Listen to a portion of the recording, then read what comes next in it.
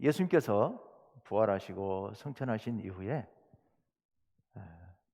오늘 예루살렘 성전에서 일어났던 일이 놀라운 일이 하나 있었습니다.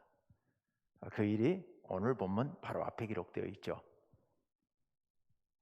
태어날 때부터 걷지 못해서 한 번도 걸어본 적이 없는 지체장애인이 있었습니다.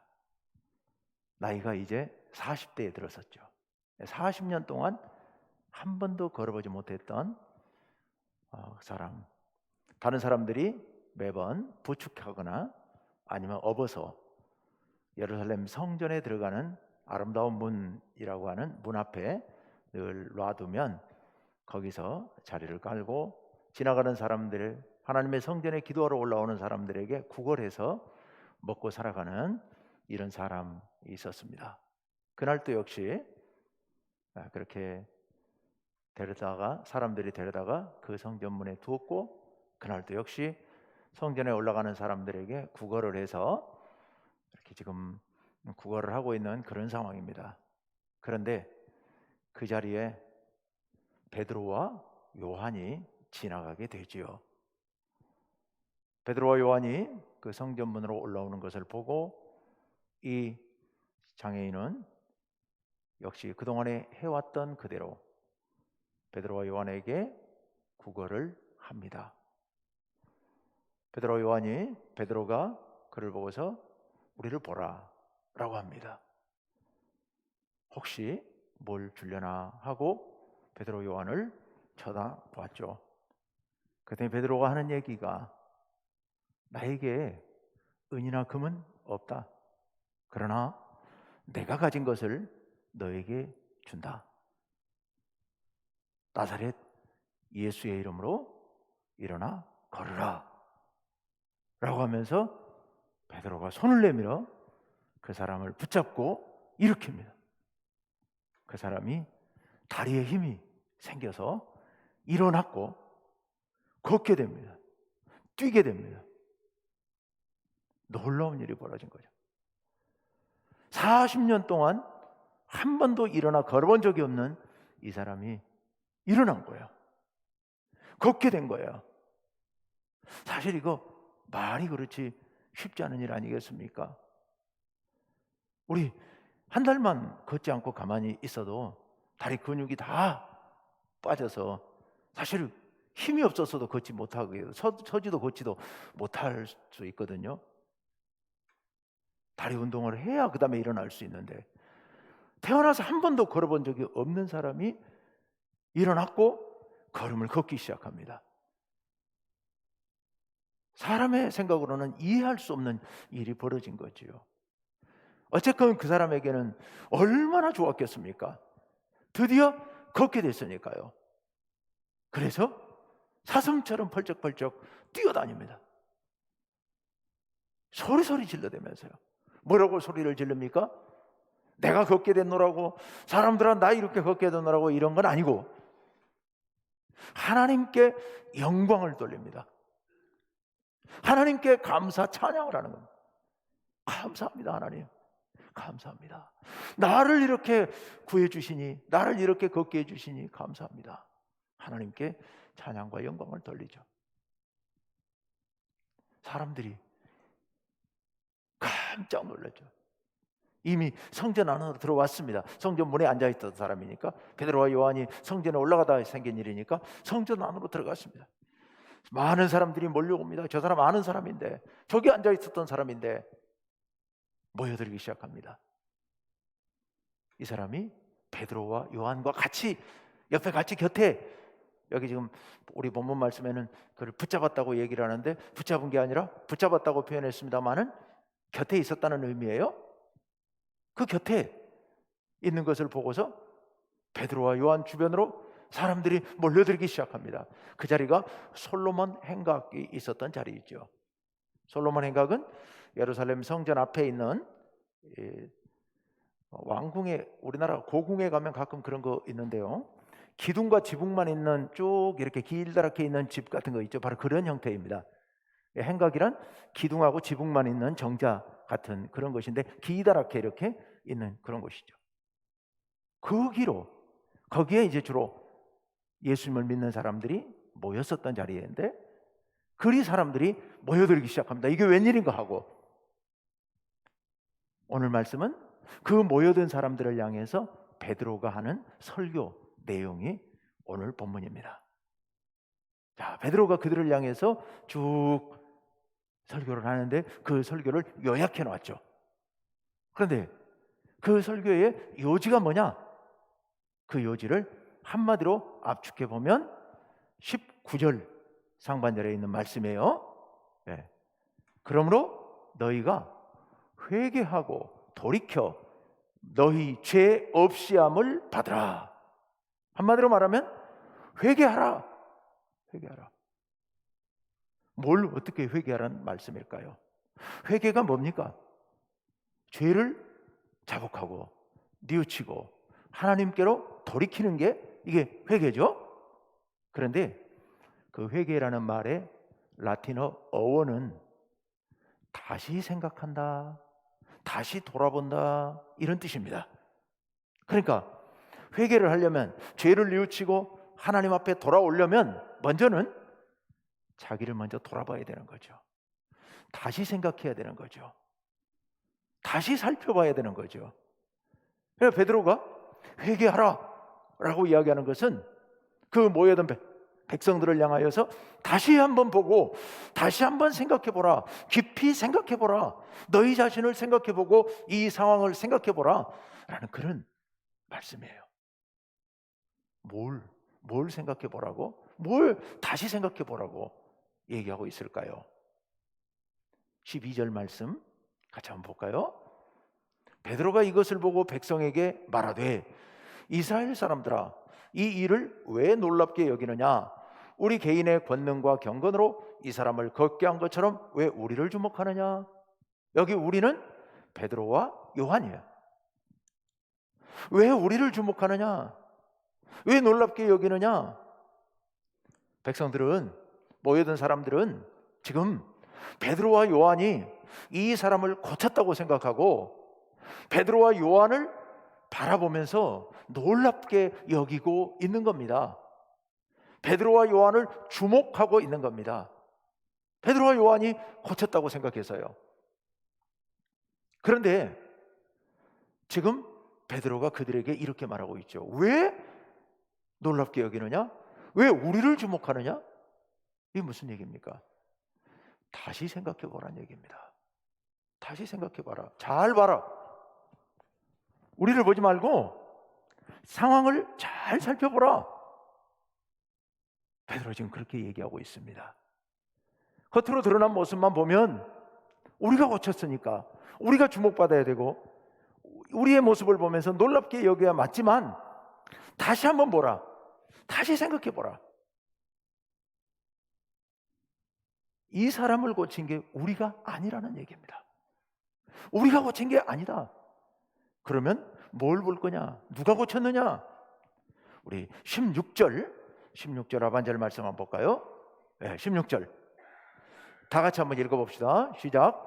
그 이름을 믿음으로 그 이름이 너희가 보고 아는 이 사람을 성하게 하였나니 예수로 말미암아 난 믿음이 너희 모든 사람 앞에서 이같이 완전히 낫게 하였느니라. 아멘.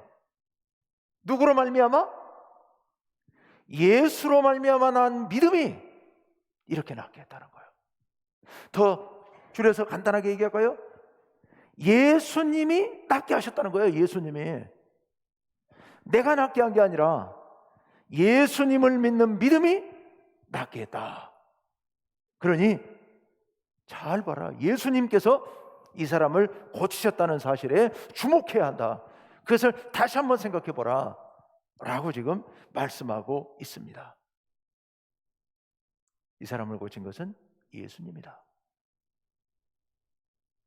그런데 그렇다면 다시 생각해 봐야 되지 않느냐는 거예요. 다시 한번 생각해 보자. 뭘요? 예수는 죽었지 않느냐는 거예요. 너희가 알지 않냐? 몇 달 전에 너희가 예수를 빌라도 앞에 고발해서 빌라도 재판을 통해서 사형 선고를 받도록 너희가 압박했고, 그래서 십자가에 매달리게 했고, 그 매달린 예수님을 바라보면서 너희가 비방하고, 그래서 죽었고 무덤에 장사 지냈던 거 너희가 알지 않느냐. 그런데 그 죽은 예수, 그 예수가 이 사람을 고쳤다. 그게 무슨 얘기입니까? 살아났다는 얘기예요. 부활하셨다는 얘기예요. 잘 생각해봐라. 죽은 그가 어떻게 이 사람을 고치겠느냐? 그가 부활하셨기 때문에 오늘 이 역사가 일어난 것이다. 15절 말씀 한번 볼까요? 예, 다 같이요. 시작. 그러나 하나님이 죽은 자 가운데서 그를 살리셨으니 우리가 이 일의 증인이라. 아멘. 베드로가 지금 이 얘기를 하고 있는 겁니다. 분명히 죽었는데 하나님께서 그를 죽은 자 가운데서 살려내셨다는 거예요. 우리가 안다. 우리가 보았다. 우리가 증인이다. 그리고 그 예수님이, 다시 사신 예수님이 오늘 이 사람을 이렇게 고쳐주신 것이다. 너희가 죽인 예수, 그를 하나님께서 살려내셨다. 부활하셨다. 깊이 생각해봐라. 예수가 부활했다. 부활했다. 죽음에서 다시 살아나셨다. 여러분, 그들 중에는, 이스라엘 민족들이, 그들 중에는 부활을 믿는 사람도 있었고 안 믿는 사람도 있었을 겁니다. 대개 이제 사두개인들은 부활을 믿지 않았다고 하니까 믿는 사람도 있고 안 믿는 사람도 있었을 겁니다만, 어쨌든 믿었든 안 믿었든 그들은 예수가 다시 살아날 것이라고는 꿈에도 생각도 안 했을 겁니다. 다시 살아날 거라는 막연한 믿음을 갖고 있었지만 다시 부활했다는 사람을 본 적도 없고 들은 적도 없었을 테니까요. 전에 예수님이 죽은 나사로를 살리신 적은 있지만 그거하고 이 문제는 전혀 다른 문제니까. 그런데 예수가 부활했다는 거예요. 예수가 부활했다. 그리고 그가 역사에서 오늘 이 사람을 고쳐서 우리 지금 눈앞에 방금 전까지 앉아서 구걸하던 사람이 이렇게 살아서 펄펄 뛰어다니면서 찬양을 부르고 있는 이 모습을 보면 이건 정말 놀라운 기적이 아닐 수 없는데, 상상할 수 없는 기적인데, 그런데 이 사람이 이렇게 낫게 된 것이 바로 부활하신 예수님 때문이라고 하니 너희 다시 한번 생각해 보라는 거예요. 다시 생각해 보라. 그렇습니다, 여러분. 예수님께서 부활하셨다는 얘기는 정말 놀라운 일이고 우리는 그 일을 근거로 생각하고 또 다시 생각해 봐야 할 일입니다. 인간의 삶이라는 게 뭔지, 인간의 생명이라는 게 뭔지, 이 세상이라는 게 뭔지, 오늘 내가 여기 이렇게 살아있다는 게 뭔지 우리는 다시 생각해 봐야 할 일입니다. 부활하셨으니까요.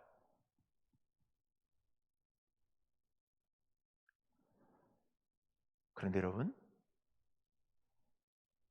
예수님께서 다시 살아나셨고 그 예수님이 오늘 이 사람을 이렇게 살려놨다면, 그렇다면 그들이 제일 먼저 생각해야 될 게 뭐였을까요?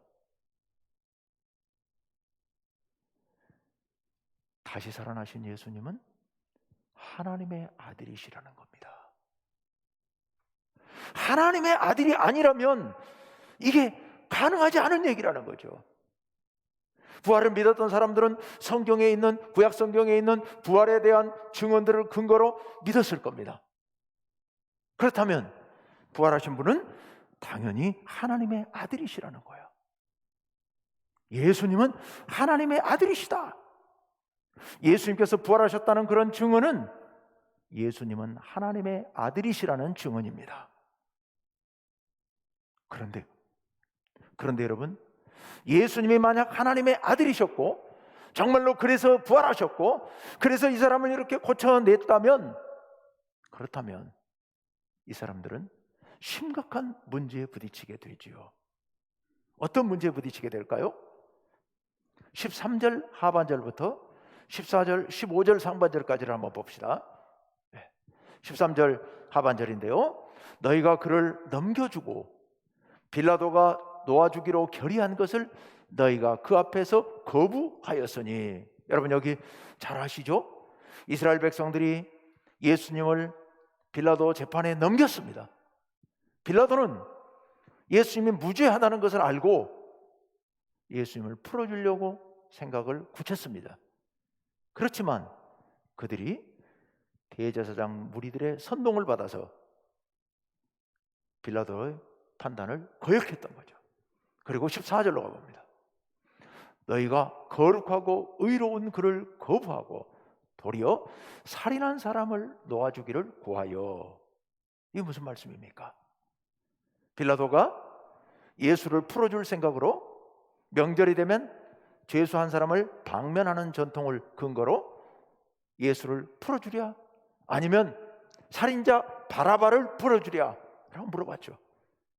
백성들이 당연히 예수를 풀어주라고 말할 걸로 생각하고, 왜요?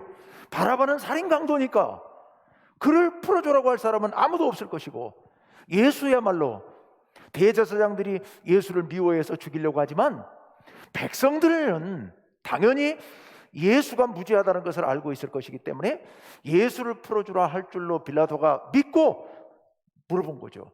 누구 풀어주랴? 대제사장 무리들의 선동을 받은 무리가, 백성들이 빌라도에게 소리소리 질러대기 시작하죠. 바라바를 풀어주십시오, 바라바를. 그러면 이 예수는 어떻게 하랴? 십자가에 못 박게 하소서. 누가요? 지금 여기 이 지체장애인이 치유받은 이 사건을 목격하고 몰려온 이 무리들이 바로 그 무리들이죠. 예수를 십자가에 못 박으소서. 그래서 15절 첫머리에 생명의 주를 죽였도다. 누가요? 너희가 생명의 주를 죽였도다. 살인 강도, 사람을 죽인 살인 강도를 살리고 생명을 살려내는 생명의 주인 예수님을 죽이고, 이거 정말 있을 수 없는 일이 벌어진 것이죠. 있어서는 안 될 일이 벌어진 거죠. 죽여야 될 사람을 살리고 살려야 될 사람, 살리는 분, 생명의 주인 예수님을 죽인 게 누구라고요? 바로 너희들 아니냐는 거예요. 베드로 얘기가 지금 이 얘기입니다. 바로 너희들 아니냐는 거예요. 그러니 어떻게 하라고요? 다시 생각해 봐야 되는 거죠. 이거 어떻게 해야 됩니까? 다시 생각해 봐야 돼요. 그래서 돌이켜야 되는 거죠. 19절 말씀을 다시 한번 봅시다.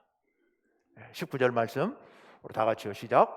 그러므로 너희가 회개하고 돌이켜 너희 죄 없이 함을 받으라.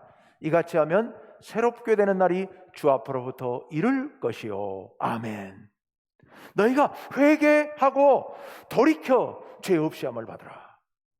너희 죄를 하나님 앞에 뉘우치고 하나님 앞에서 이전까지 잘못됐던 생각을 고치고 새롭게 되어서 하나님 앞에 바로 서라는 그런 베드로의 권면입니다. 그런데요, 그들이 회개하면 그들의 죄가 용서받을 수 있을까요?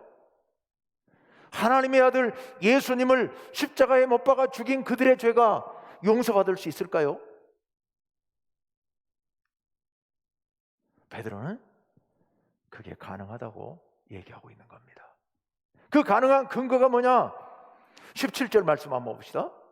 다 같이요, 시작.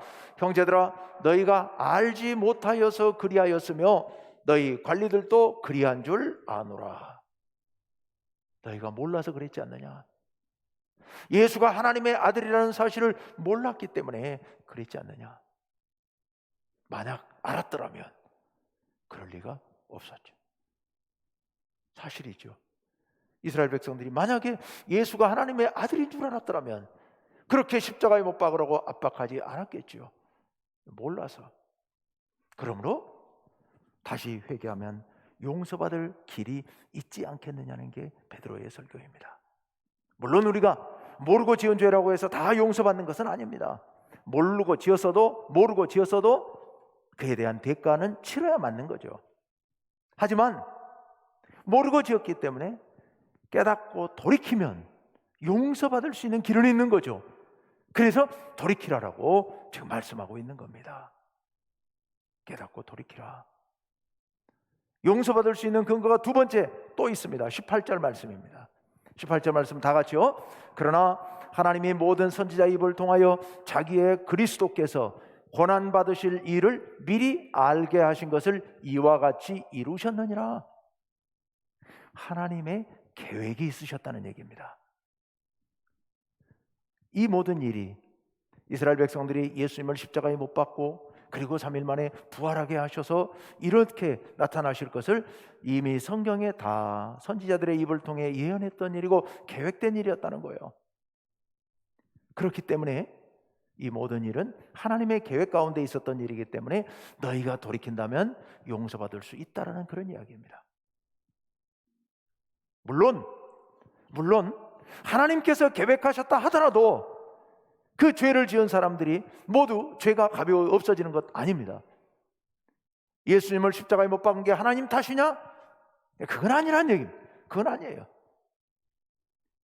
가룟 유다가 예수님을 배반한 게 그게 하나님의 계획 가운데 있었다 하더라도 그러면 가룟 유다는 무죄냐? 그건 아닙니다. 아무리 하나님 계획 가운데 있었다 하더라도 결국 그것을 행하고 행하지 않은 것은 자신의 결단에 달려있는 거기 때문에 모든 결과는 자기 책임입니다. 유대인들이 모여서 예수를 십자가에 못 박으라고 소리치고 압박했던 그 일의 책임은 당연히 그들이 져야 되는 겁니다. 하지만 그들이 그것을 깨닫고 뉘우치고 하나님 앞에 회개한다면 하나님께서는 그들을 당연히 용서하신다는 이야기이지요. 베드로가 지금 바로 그 얘기를 하고 있습니다. 너희가 하나님의 아들 생명의 주인을 십자가에 못 박아 죽였지만 그러나 이제라도 회개하면 돌이키고 죄를 뉘우치고 하나님께로 돌아오면 하나님께서 너희를 용서하실 것이다. 바로 그것을 지금 오늘 베드로가 백성들 앞에 설교하고 있는 겁니다. 여러분, 베드로가 지금 이 고쳐진 나음받은 지체장애인, 이 장애인을 발견하고 몰려든 수많은 사람들의 앞에서 길게 설교를 하고 있지만 그 설교의 핵심 내용은 이겁니다. 예수님께서 부활하셨다는 거예요. 예수님께서 부활하셨기 때문에 그 부활하셨다는 사실을 근거로 다시 생각해야 된다는 겁니다. 너희가 죽인 그분이 부활하셨다면 그분은 하나님의 아들이고 그러면 너희는 하나님의 아들을 죽인 거고 그리고 하나님의 아들을 죽였기 때문에 너희는 회개하지 않으면 멸망할 수밖에 없다는 거예요. 이제라도 죄를 뉘우치고 회개하라는 거예요. 여러분, 예수님의 부활은 우리를 향해서 오늘도 여러분을 향해서 오늘도 강하게 외치고 계십니다. 뭐라고 외치고 계십니까? 다시 생각해 보라고요. 뭐를 다시 생각해 봐야 되는 겁니까? 우리의 인생을 다시 생각해 봐야 되는 겁니다. 여러분, 우리는 예수님의 부활 생각하지 않고 이 땅에 살아갑니다. 우리 한평생 살면서 열심히 일해서 돈 벌어서 잘 먹고 잘 살고 자식 잘 키우고 건강하게 살다가 그러다가 마지막에 편안히 이 세상 떠나는 거, 그것이 우리의 꿈 아닙니까? 우리가 하루하루 살아가면서 우리의 삶 가운데서 어떻게 하면 내가 굶지 않고 잘 먹고 어떻게 하면 아프지 않고 건강하고 어떻게 하면 다른 사람들과 사이좋게 행복하게 지내고 우리 온통 그 생각밖에 없지 않습니까? 우리 날마다 그런 생각을 하면서 살아가고 있죠. 그게 우리의 인생인 거죠. 오늘 하루도 우리 뭘 먹을 건가?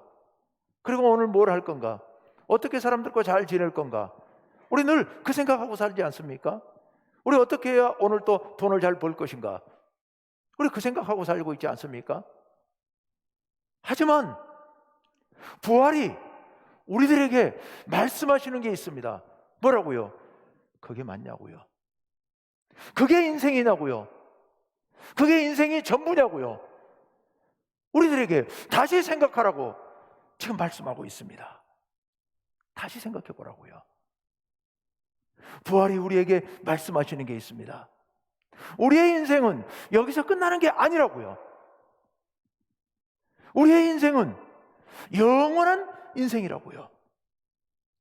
우리의 몸은 죽겠지만 그러나 하나님께서 우리를 다시 부활하게 하셔서 신령한 몸으로 영원토록 살도록 그렇게 계획하고 그렇게 인도해가고 계시다는 거예요. 그러니까 지금 우리의 여기의 인생은 여기서 인생으로 끝나버리는 게 아니라 영원을 향한 발걸음을 이제 시작한 단계라고요. 우리는 부활 이후를 생각해야 합니다. 우리는 부활할 것을 생각해야 됩니다. 우리는 죽음의 노예가 살아가고 있습니다. 노예가 되어 살아가고 있습니다. 죽음의 종으로 살아가고 있습니다. 죽지 않기 위해서 발버둥을 치면서 살아가고 있습니다. 그런데요, 부활은 우리에게 다시 생각해 보라고 말씀하고 있습니다. 그렇게 죽음이 두려워서 죽음을 피하기 위해서 그렇게 살아가는 게 맞냐고요? 그것이 너희 인생의 다냐고요? 여러분, 우리는 부활 앞에서 우리 인생을 다시 생각해 봐야 됩니다. 우리가 어떻게 사는 것이 바르게 사는 것인지, 오늘 하루를 어떻게 사는 것이 올바르게 살아가는 것인지를 우리는 부활에 비추어서 생각하고 또 생각해 봐야 합니다. 그리고 돌이켜야 됩니다. 지금까지 마치 이 세상이 끝인 것처럼 예수를 믿는다고 하면서도 천국 가기를 바라면서도 그거는 먼 그냥 막연한 희망일 뿐이고 구체적인 나의 삶 속에서는 그 잊어버리고 그냥 마치 지금 이 인생이 이게 다인 것처럼 우리는 날마다 그렇게 살았지 않습니까? 우리 자신의 삶을 뉘우치고 이제는 돌이켜야 됩니다. 우리의 삶이 여기서 끝이 아니라는 사실을 분명히 인식하고 우리의 생명이 이것으로 끝나는 것이 아니라 부활하여 영원한 생명을 누릴 것이라는 것을 다시 생각하고 우리는 그거에 맞추어서 살아가야 되는 겁니다. 거기에 맞추어서요. 요즘은 이제 코로나 때문에 교도소에 지금 못 간 지가 1년이 좀 넘었는데요. 우리 전주교도소에 가서 보면 이제 우리하고 자매결연 맺어 있는 분들 한 10분 조금 안 되는 그런 분들 봅니다. 거기에는 무기수들도 있어요. 영 못 나올 수도 있습니다. 근데 그분들 거기서 하루하루 뭐 하며 살까요? 의외로 열심히 삽니다. 그 안에서도요. 그 안에서도 이제 상황에 따라 일을 못 하시는 분들도 있습니다만은 대다수는 작업을 하죠. 일을 하죠. 그리고 거기에 대해 월급도 받아요. 월급도 받고요. 운동도 열심히 하고요. 네. 그럼 뭐 족구 대회도 하고 뭐 자기들끼리 이렇게 또 운동 시간이 있어서 운동도 하고요. 그리고 교회에서 찬양 대회도 하고요. 말씀 암송 대회도 하고요. 그 안에서 어떻게든 신앙을 붙잡으려고 성경 쓰기도 열심히 하고 있고요. 열심히 기도도 하고 그렇게 살아가고 있습니다. 만약 그들이 그 교도소 안의 인생으로 끝나버릴 거라고 생각한다면 거기서 그렇게 할 이유가 없죠. 그런데 그들은 형기가 끝나고 다시 밖으로 나와서 이 땅에서 가족과 함께 살아갈 것을 꿈꾸면서 비록 갇혀 있지만 그 안에서 밖에 나올 생을 준비하고 있는 겁니다. 열심히 준비하면서 살고 있어요. 그것처럼요, 우리 비록 이 땅에 살아가고 있지만 이 땅의 삶으로 끝나는 게 아니기 때문에 이 땅의 삶 이후에 부활이 있고 부활 이후에 영원한 삶, 새로운 삶이 있다는 것을 우리는 알고 있기에 우리는 그 삶을 준비하면서 살아야 되는 겁니다. 날마다 주님 안에서 새로운 삶을 살아가야 돼요. 오늘 이 본문 말씀이 여러분들에게 이렇게 주문하고 있습니다. 다시 생각해보라. 너희 지금 살고 있는 게 그게 맞니? 예수님 부활하셨는데, 우리도 부활할 건데 지금 그렇게 사는 게 맞니? 라고 묻고 계십니다. 여러분, 우리는 부활을 믿는 사람들입니다. 부활할 사람들입니다. 그러므로 지금 여기 있지만 이미 부활한 사람처럼 살아야 할 사람들입니다. 우리 자신들의 삶을 깊이 돌아보고 우리가 정말 부활한 사람으로 살아가고 있는지 돌아보고, 잘못된 삶이 있다면 돌이키고 바로잡아서 하나님의 새롭게 하시는 은혜를 힘입어 그렇게 넉넉히 살아가시는 성도님 여러분 되시기를 간절히 원합니다. 마지막으로 우리 19절 말씀을 다시 한번 읽고 기도하고 마치겠습니다. 19절요. 다 같이요. 시작. 그러므로 너희가 회개하고 돌이켜 너희 죄 없이 함을 받으라. 이같이 하면 새롭게 되는 날이 주 앞으로부터 이를 것이요. 아멘. 새롭게 되는 놀라운 은혜가 여러분에게 임하시기를 간절히 바랍니다. 기도합시다.